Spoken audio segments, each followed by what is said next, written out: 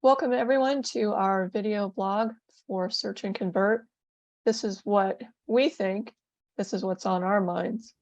And basically what we're going to help you do is understand today about Google Ads and goal setting within Google Ads. Right now, Google is processing 63,000 searches every second. The number is staggering. The average person conducts between 3 and 4 searches daily, unless they're at work. That's non-work related. So Google Ads are one of the most effective ways of finding people who are going to buy. We've got our Director of Search, Armando Martinez, with us today to talk about what goals are and why you want to set them. Welcome, Armando. Thank you, Lori. Thank you very much. When we're talking about Google Ads, how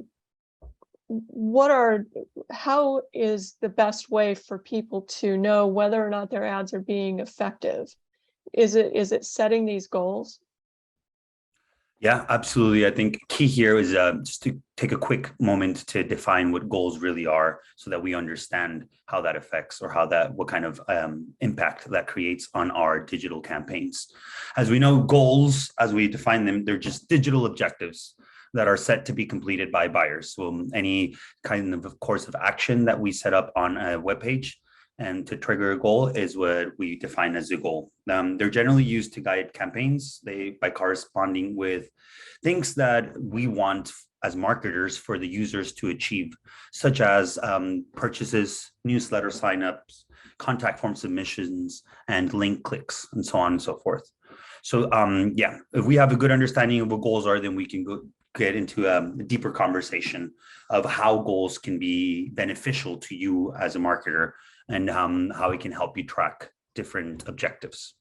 So in other words, anytime anyone clicks on your website, that would be defined as a goal that then gets tracked, correct? Yes, that would be correct. Anytime anyone clicks on certain actions that we've set up on our website, then that would be tracked, and that would create a check mark here on a goal completion.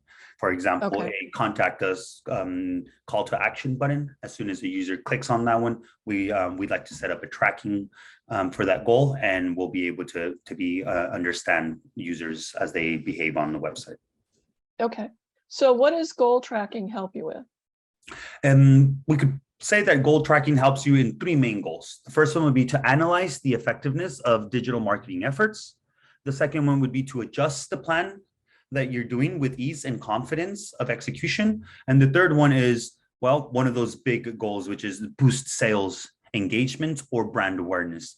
Depending where each individual brand is in the funnel, it can either boost sales, it can boost engagement, or just overall brand awareness. So before creating those goals, then it would be important to strategize what those objectives would be, correct? Of course, yes, that would be correct. For example, if you're interested in getting leads through a contact form, you might create a goal on Google Analytics that tracks your website's page of /submission confirmation or thank you as it loads after the submission. You may also want to track incomplete forms as a secondary goal to gauge the effectiveness and the progress of users interacting with the brand. Now, it changes just slightly for e-commerce because e-commerce business might set their goals to move visitors from low-cost purchases to higher cost purchases by creating a goal that tracks when items are added to shopping carts. You can also track when visitors start or abandon a shopping cart or complete the purchase. There's really no one size fits all for goals. So when you're setting goals, how do you do it in Google Analytics? Of course, good question. So what we have here right now is the homepage of our Google Analytics. We've created a view called middle of funnel. This is where we're trying to capture all of the goals that really define our middle of funnel efforts. So the way we can set up goals is looking here on the left-hand side, we have the gear, which moves into the 3-column view. As I click on it, we have the account, the property, and the view.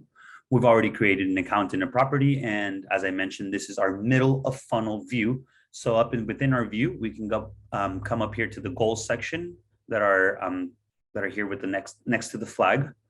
As we click on the goals, we can see that we already have a couple of goals here that have been set up and defined as a middle of funnel goals.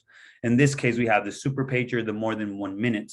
And currently what I'm going to do is I'm going to showcase how to set up another middle of funnel goal. For this particular client, we've determined that any user who visits more than 3 pages is a quality user who is engaged and is really navigating down the middle of the funnel, gathering more information, committing to the purchase, and ready to move on to the next stage. So the way we're going to do that is we're going to set up a new goal by clicking on the red button here that says new goal. Automatically, Google Analytics has a couple of templates set up already that you may do. In this case, we already know the goal, so we're going to go into the custom goal settings. As we continue, we can go ahead and label the goal, which is more than average pages, and we'll do two pages. So what this is going to do is track when somebody visits more than 2 pages on a site. That is correct. This is anyone that lands on our page and has, let's say they land at the homepage. Well, we're trying to gauge engagement by determining a user who visits more than 2 pages. They visit the homepage, they visit the products page, and once they visit the contact us page, then this user has check marked on the goal that we'd like to track, and we're going to set it up like that. Correct. Okay. So we have on our custom goals, we have a couple of options already populated here as well. In this case, we're doing the pages or the screens per sessions. So go ahead and hit continue on to the next. And here we are able to establish that any user who visits more than 2 pages will create the goal that we want. This will put a user into a list that later on we can either remarket to, or we can show display ads. It's just the wide options of ways to go ahead and re-engage the customer. As I hit save here we are. We have now created a new goal that will be able to engage engagement of users. So when you're setting your goals, it's important then, how would you equate it to, say, setting goals for your business overall? Well, we know that without goals, it's difficult to know how visitors interact with your site and how you can best reach them. So yes, the big picture takeaway and likely impact is we'd like to easily adjust in the strategy so that we can hit the key performance metrics, those KPIs that are associated with our account. And we can also better define the audience and the engagement, and also just more goal completions, and gives us a better understanding of a clear return on investment, so the ROI. So we both agree that Google Ads is one of the best, most cost-effective investments that people can make for their businesses. And goal setting just enhances that. Is there anything else you want to add about setting goals? Well, we just kind of to recap that we know that goals show you who is searching for your site and how they interact with your site. With goals, you can track what matters and make informed decisions to adjust your strategies with confidence. Perfect. Thank you, Armando. We've been speaking with Armando Martinez, our Director of Search here at Search and Convert. If you want to learn more about how we can help your business grow and mature, email me at pm@searchandconvert.com, and we'd be more than happy to help you. Thanks, Armando. Thank you very much, Lori. Thanks, everyone.